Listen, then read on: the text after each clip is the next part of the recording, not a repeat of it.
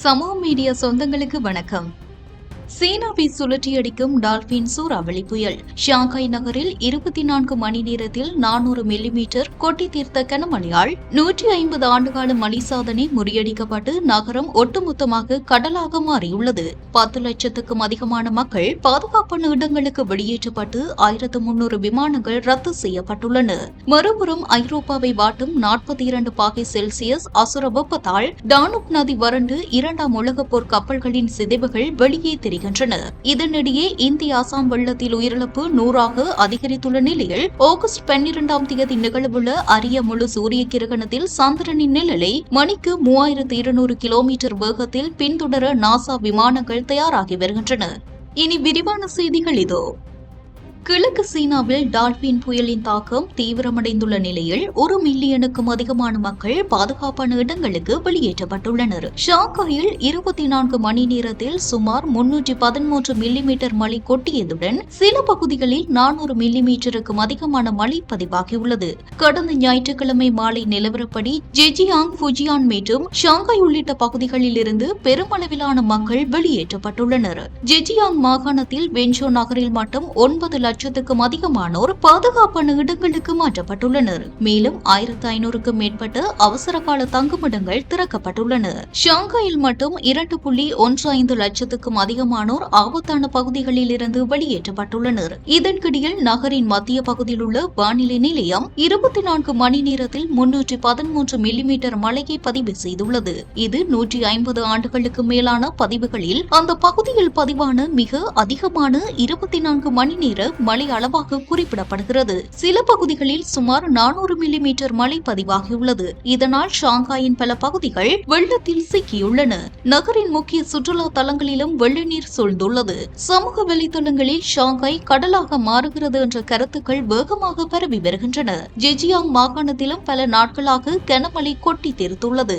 வெள்ளிக்கிழமை முதல் திங்கட்கிழமை காலை வரை மாகாணம் முழுவதும் சராசரியாக 173 மில்லிமீட்டர் மழை பதிவாகியுள்ளது. டால்பின் புயல் திங்கட்கிழமை அதிகாலை வலுவிழந்து வெப்பமண்டல புயலாக மாறினாலும் அதன் தாக்கம் முடிவுக்கு வரவில்லை. புயல் வடக்கு நோக்கி உள்நாட்டிற்குள் நகர்வதால் சீனாவின் பல மாகாணங்களில் தொடர்ந்து கனமழை பெய்யும் என எச்சரிக்கப்பட்டுள்ளது. ஷான்டாங், ஹெனான், ஹவுபே, அன்ஹாய், ஜியாங்சு, ஜெஜியாங் மற்றும் ஷாங்காய் உள்ளிட்ட பகுதிகளில் மழை தொடரும் என எதிர்பார்க்கப்படுகிறது. சில பகுதிகளில் 200 முதல் 400 மில்லிமீட்டர் வரை மழை பெய்யக்கூடும் என வானிலை ஆய்வாளர்கள் கணித்துள்ளனர். இதனால் வெள்ளப்பெருக்கு மற்றும் நிலச்சரிவு அபாயம் புதன்கிழமை வரை நீடிக்கலாம் என அதிகாரிகள் எச்சரித்துள்ளனர். கனமழை பெய்யும் நேரங்களில் பொதுமக்கள் வீடுகளை விட்டு வெளியே செல்ல வேண்டாம் என்றும் அறிவுறுத்தப்பட்டுள்ளது. புயலால் சீனாவின் போக்குவரத்து கட்டமைப்பும் கடுமையாக பாதிக்கப்பட்டுள்ளது. ஷாங்காயின் 2 முக்கிய விமான நிலையங்களில் இருந்து 1300க்கும் மேற்பட்ட விமானங்கள் ரத்து செய்யப்பட்டுள்ளன. பல உள்ளூர் ரயில்கள் மற்றும் பொது போக்குவரத்து சேவைகளும் தற்காலிகமாக நிறுத்தப்பட்டன. இதற்கிடையில் டால்பின் புயலின் மற்றொரு வினோதமான தாக்கம் ஹாங்காங்கில் பதிவாகியுள்ளது. புயலின் தாக்கத்தால் அங்கு வெப்பநிலை 36.9 பாகை செல்சியஸ் வரை உயர்ந்து நகரின் வரலாற்றிலேயே மிக அதிகமான வெப்பநிலையாக பதிவாகியுள்ளது. தைவானிலும் விமானம் மற்றும் படகு சேவைகள் பாதிக்கப்பட்டுள்ளன. ஜப்பானின் ஒகினாவாவில் புயலால் 6 பேர் காயமடைந்ததுடன் 50,000க்கும் மேற்பட்ட கட்டடங்களில் மின்சாரம் துண்டிக்கப்பட்டது. பிலிப்பீன்ஸில் புயல் நேரடியாக கரையை கடக்காத போதும் பருவமழையை தீவிரப்படுத்தியதால் பல பகுதிகளில் வெள்ளப்பெருக்கு ஏற்பட்டுள்ளது. ஒரே புயல், கனமழை, வெள்ளம், நிலச்சரிவு, விமான ரத்து, மின்தடை, அதீத வெப்பம் என கிழக்கு ஆசியாவின் பல பகுதிகளில் தாக்கத்தை ஏற்படுத்தியுள்ளது. விஞ்ஞானிகள் கூறுவதன்படி புவி வெப்பமயமாதல் காரணமாக அதிக தீவிரம் கொண்ட வெப்பமண்டல புயல்கள் மற்றும் பிற தீவிர வானிலை நிகழ்வுகளின் அபாயம் அதிகரித்து வருகிறது.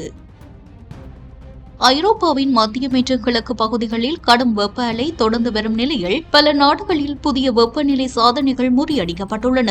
அதே நேரத்தில் வறட்சி மற்றும் காட்டுத்தீ தீவிரமடைந்து வருவதுடன் டானுப் நதியின் நீர்மட்டமும் வரலாறு காணாத அளவுக்கு குறைந்துள்ளது. ஆகஸ்ட் மாத தொடக்கத்தில் மத்திய மற்றும் கிழக்கு ஐரோப்பா மீது நிலவிய வலுவான உயர் அழுத்த மண்டலம் காரணமாக மிக அதிகமான வெப்பநிலை பதிவாகியுள்ளது. ஆஸ்திரேலியாவில் 41.2 பாகை செல்சியஸ், ஸ்லோவாக்கியாவில் 42 42.2 பாகை செல்சியஸ் என வெப்பநிலை பதிவானது. ஹங்கேரியில் 41.8 பாகை செல்சியஸ் வரை வெப்பநிலை உயர்ந்து 1905ஆம் ஆண்டு பதிவான சாதனையை முறியடித்துள்ளது. சில பகுதிகளில் இரவு நேரத்திலும் வெப்பநிலை 28 பாகை செல்சியஸுக்கு மேல் நீடித்துள்ளது. இதனால் மக்கள் இரவிலும் கடும் வெப்பத்திலிருந்து தப்ப முடியாத நிலை ஏற்பட்டுள்ளது. இந்த கடுமையான வெப்பத்திற்கு முக்கிய காரணமாக உயரழுத்த மண்டலத்தின் கீழ் உருவாகும் வெப்ப குவிமாடம் குறிப்பிடப்படுகிறது. இது சூடான காற்றை தரைக்கு அருகே சிக்க வைத்து வெப்பநிலை தொடர்ந்து அதிகரிக்க செய்கிறது. வெப்பம் மட்டுமில்லாமல் அதன் தொடர்ச்சியான தாக்கமாக வறட்சியும் காட்டுத்தீயும் தீவிரமடைந்துள்ளன. இத்தாலி, பிரான்ஸ், செர்பியா மற்றும் பல்கேரியா உள்ளிட்ட நாடுகளில் காட்டுத்தீ பரவி வருகிறது. பல இடங்களில் காடுகள் தீக்கிரை ஆகியுள்ளதுடன் மக்கள் பாதுகாப்பான இடங்களுக்கு வெளியேற்றப்பட்டுள்ளனர். இதற்கிடையில் ஐரோப்பாவின் முக்கிய நதியான டானுப் நதியின் நீர்மட்டம் முன்னெப்போதும் இல்லாத அளவுக்கு குறைந்துள்ளது. நீர்மட்டம் குறைந்ததால் நதியின் அடியில் பல ஆண்டுகளாக மறைந்திருந்த வரலாற்று சின்னங்கள் மற்றும் போர்க்கால சிதைவுகள் தற்போது வெளியில் தெரிகின்றன. கம்பளி மாமூத் எலும்புகள், இரண்டாம் உலகப் போருக்கு சேர்ந்த கப்பல் சிதைவுகள் மற்றும் ரோமானிய காலத்துடன் தொடர்புடைய கட்டமைப்புகளின் எச்சங்களும் கண்டறியப்பட்டுள்ளன. ஆனால் இதுவரும் வரலாற்று அதிசயமாக மட்டும் பார்க்கப்படவில்லை.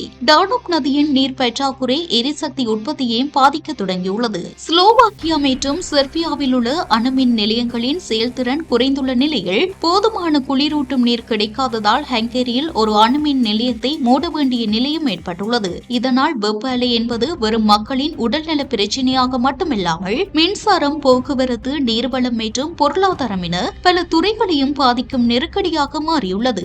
இதற்கிடையில் மத்திய தரைக்கடல் பகுதியிலும் அதிர்ச்சியளிக்கும் வெப்பநிலை பதிவாகியுள்ளது.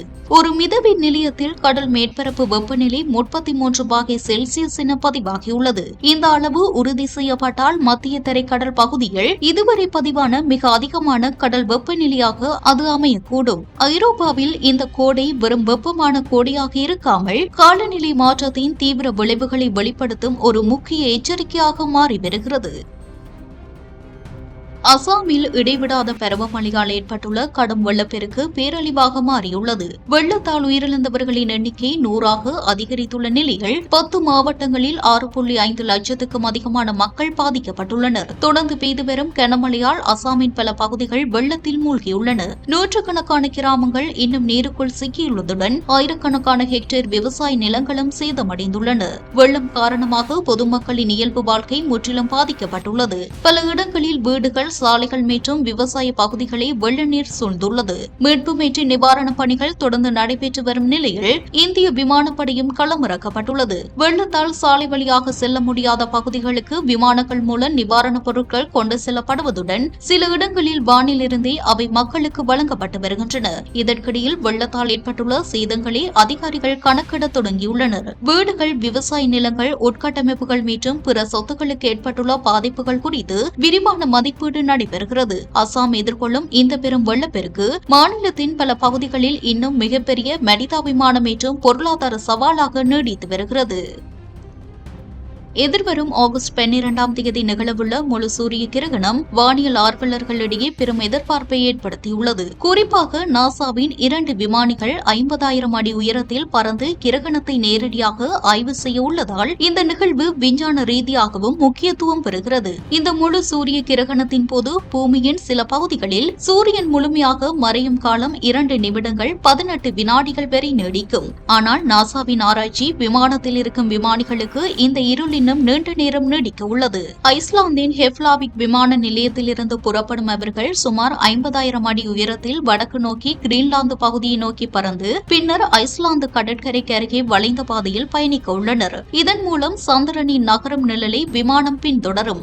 சந்திரனில் நிழல் பூமியின் மேற்பரப்பை கடக்கும் வேகம் மணிக்கு 3200 கிலோமீட்டருக்கும் அதிகமாக இருக்கும் என தெரிவிக்கப்பட்டுள்ளது. ஆனால் ஆராய்ச்சி விமானம் கிரகண பாதையில் சுமார் 740 கிலோமீட்டர் வேகத்தில் பயணிப்பதால் தரையில் இருப்பவர்களை விட விமானத்தில் இருக்கும் ஆராய்ச்சியாளர்களுக்கு சூரியன் முழுமையாக மறையும் நேரத்தை நீட்டிக்க முடியும். இதனால் அவர்கள் கிட்டத்தட்ட 3 நிமிடங்கள் முழு கிரகணத்தை ஆய்வு செய்ய வாய்ப்பு கிடைக்கும். இந்த தருணத்தில் ஏற்படும் காட்சி மிகவும் வித்தியாசமானதாக இருக்கும். விமானத்தின் வெளியே வானம் பிரகாசமாக இருக்கும் நிலையில் திடீரென சந்திரனின் மிகப்பெரிய நிழல் அந்த பகுதியை மூடும். சுற்றுப்புறம் வேகமாக இருளில் மூழ்கும். வெப்பநிலையும் திடீரென குறையும். இந்த அரிய தருணத்தை பயன்படுத்தி நாசா சூரியனை மிக மிக நுணுக்கமாக ஆய்வு செய்ய உள்ளது. இதற்காக பயன்படுத்தப்படும் WB-57 ஆராய்ச்சி விமானத்தில் 4 கேமராக்கள் பொருத்தப்பட்டுள்ளன. அவை வெவ்வேறு ஒளி அலைநீளங்களில் சூரியனை தொடர்ச்சியாக படம் பிடிக்கும். குறிப்பாக சூரியனில் காணப்படும் மிகப்பெரிய பிளாஸ்மா அமைப்புகளான புரோமினென்ஸ்கள் மற்றும் சூரியனின் காந்தப்புலத்துடன் தொடர்புடைய மிக சிறிய வெடிப்புகளான